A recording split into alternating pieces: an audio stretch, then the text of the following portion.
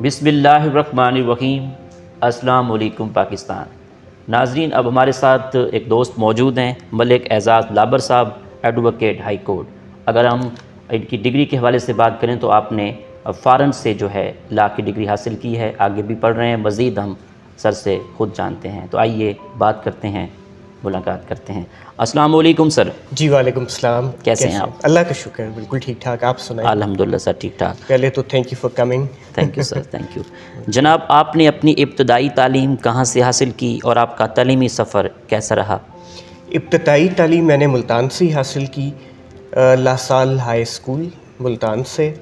پھر میں نے او لیولز جو ہے وہ کیا جناح ہے اس سے۔ ٹھیک سر، او لیولز کے بعد میں نے آئی کام کیا، وہ کیا میں نے پنجاب کالج سے۔ ٹھیک سر، پھر میں موو کر گیا آسٹریلیا، وہاں جا کے میں نے پہلے کیا ڈپلومہ بزنس ایڈمنسٹریشن میں۔ ٹھیک سر، پھر میں نے جو ہے ڈگری میری جو ہے وہ فائنانس کی تھی اور کمرشل لاء کی تھی۔ ٹھیک سر، پھر میں ماسٹرز کے لیے فائنانس میں چلا گیا، میں نے فائنانس کیا، اچھا، اور اس کے بعد جو ہے میں پاکستان واپس آ گیا۔ ٹھیک سر، تو پھر جب میں پاکستان واپس آیا اچھا، تو پھر مجھے لاء کی طرف جو ہے میرا شوق کافی زیادہ ہوا، تو اس کے لیے میں پھر ملیشیا چلا گیا۔ ٹھیک سر، وہاں سے جا کے میں نے اپنا لاء کمپلیٹ کیا، اب پھر میں واپس آیا ہوں یہاں پر۔ ماشاء اللہ۔ یہ لا کی ڈگری آپ نے کیوں کی؟ آپ کے والد صاحب نے کہا کہ لا کرنا ہے یا آپ کو خود شوق تھا کہ لا کیا جائے؟ بیسیکلی میرا پلان تو تھا کہ میں چارٹرڈ اکاؤنٹنسی کی طرف آؤں۔ ٹھیک ہے، میں نے اپنی تعلیم بھی ویسے ہی رکھی اپنی شروع سے، لیکن جب میں واپس آیا اور میں جب میرا ایکسپوجر ہوا آسٹریلیا کے اندر، جی، تو میں نے ایک چیز نوٹ کی، وہ یہ چیز تھی کہ لائرز جو ہیں وہ اپنی کمیونٹی اور اس چیز میں کافی ٹاپ پر جا رہے ہیں۔ اچھا، تو جب میں واپس آیا اور کووڈ کا ٹائم اس وقت چل رہا تھا، جی، واپس میں جا نہیں سک رہا تھا کیونکہ ہر چیز بند تھی، تو پھر میں اپنے والد صاحب کے ساتھ ہائی کورٹ جانا شروع ہوا۔ ٹھیک، تو جب میں وہاں گیا تو مجھے لاء کا اور ان چیزوں کا شوق پیدا ہوا۔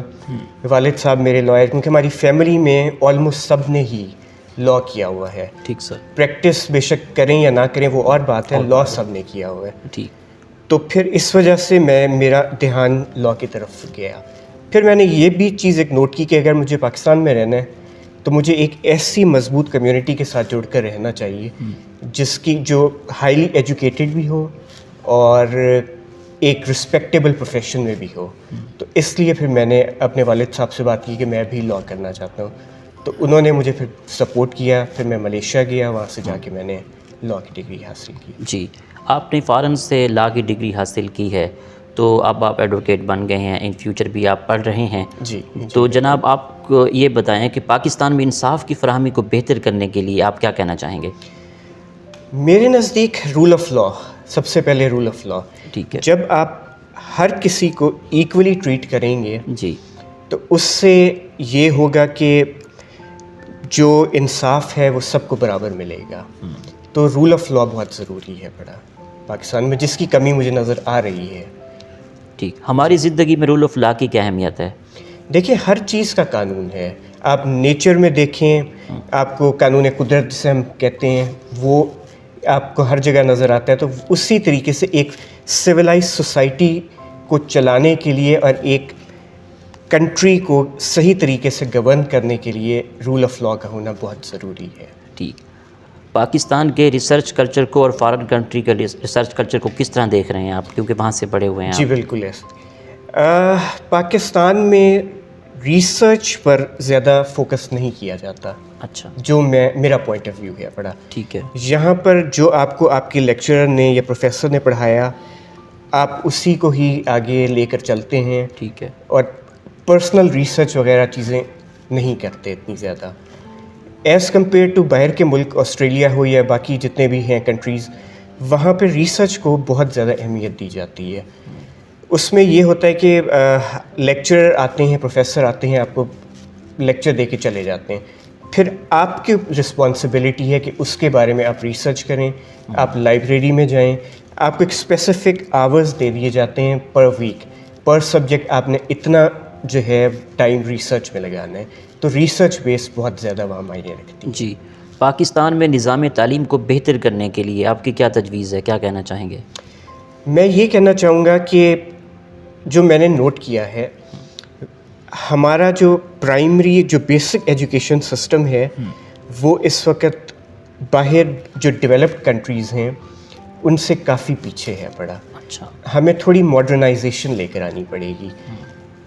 جو میرے والد صاحب نے اپنے زمانے میں پڑھا وہی چیز ہم نے اپنے زمانے میں پڑھ رہے ہیں.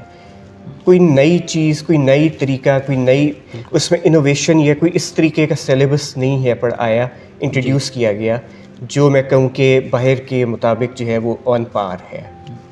آپ کی اس کامیابی کے سفر میں دوستوں کا، اساتذہ کا، والدین کا کتنا ساتھ رہا؟ دیکھیں جی، دوستوں کا بھی بہت رہا، والدین کا تو بہت زیادہ رہا، انہوں نے بہت سپورٹ کی. پھر مجھے ٹیچرز ایسے ملے جنہوں نے مجھے موٹیویٹ کیا، جنہوں نے مجھے اس فیلڈ میں آگے بڑھنے کی موٹیویشن دی، مجھے ساری چیزیں سکھائیں، طریقہ بتایا. جی تو میں یہ سمجھتا ہوں بہت زیادہ رول رہا. جی. ان فیوچر کیا پلانز ہیں آپ کے؟ اس وقت میں کر رہا ہوں جی Bart law. Lankans in society ہے یو کے کی. اچھا. 4 انز میں سے ایک ہے جس میں سے ہمارے قائد اعظم محمد علی جناح صاحب بھی اس کے ممبر رہ چکے ہیں جی. لنکنز ان سوسائٹی کے. تو میں لنکنز ان سوسائٹی کے تھرو بیرسٹری کا اس وقت کر رہا ہوں. اچھا، ماشاء اللہ. جناب، آخر میں سننے والوں کو، دیکھنے والوں کو، وکلا برادری کو، پاکستان میں جو وکیل بن رہے ہیں ان کو آپ کا کیا پیغام ہے؟ کیا میسیج دینا چاہیں گے ہمارے آواز بہاولپور نیوز چینل سے؟